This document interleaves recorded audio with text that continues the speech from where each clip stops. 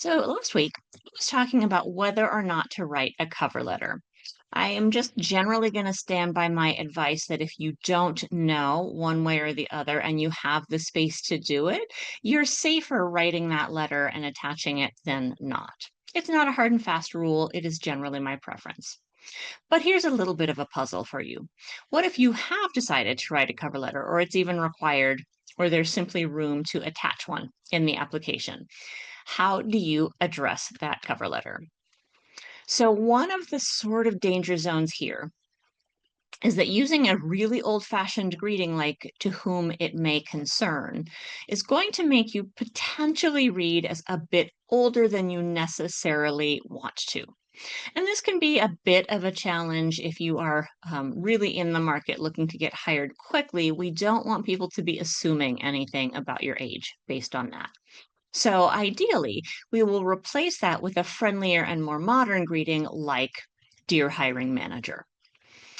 In an academic setting, you may also opt to do something like Dear Search Committee or Hiring Manager, that kind of thing, with the idea being that eventually that is probably where this cover letter is going to go. Sometimes you will also be able to figure out the name of the person who is ultimately making the hiring decision. This is great, but then it opens up a whole other can of worms. So I do see a lot of cover letters that come through that have dear first name, last name. I always think that reads a little bit awkward and stilted. You're unlikely to actually address someone that way. You're not going to say, "Hello, Margaret Smith, nice to meet you." It just feels sort of odd, right?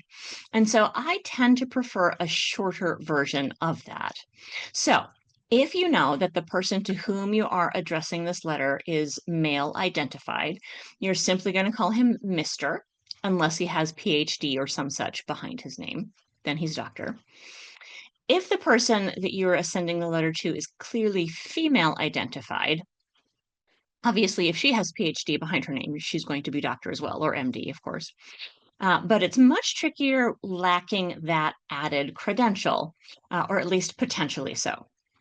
So, your default form of address to a person you know to be female identified is going to be MS period Ms.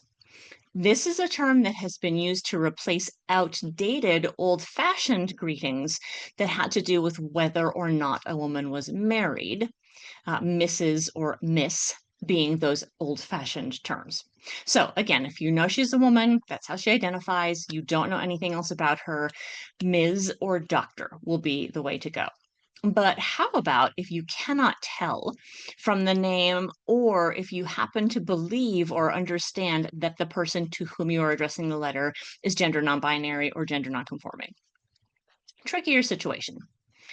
In either case, you have one option that leans a little bit less formal, which is simply to address the person by first name. This can be a little bit concerning if you are in a very formal industry or if you're applying for a role in a part of the world that is known to be a little bit more formal. So, for instance, if you're looking for an accounting role in New York City, it's pretty likely that a dear first name kind of salutation is going to feel a little bit too informal. So, in that case, what I would recommend is that you simply call HR and ask how that person prefers to be addressed, and then you'll have a good sense of it. What do you do though if the person that you're addressing is gender nonconforming or gender non-binary? Well, there's actually a new default, new in the scheme of things, default salutation, which is MUX, MX period. And your hint to use this is going to be if the individual has something like some pronouns listed that aren't the kind of classic she, her, him, his, right? If that person in their bio, in the company website or in their signatures, whatever it is, has something like they, them, zir, um, sometimes even he, him, they, them, those kinds of things, then your safest bet in that case is to address that person as Mux. We don't know for certain whether that is how the person prefers to be addressed, but it's a pretty safe bet that honors the fact that this is a person who is unlikely to resonate with gender binary salutations like Mr. or Ms.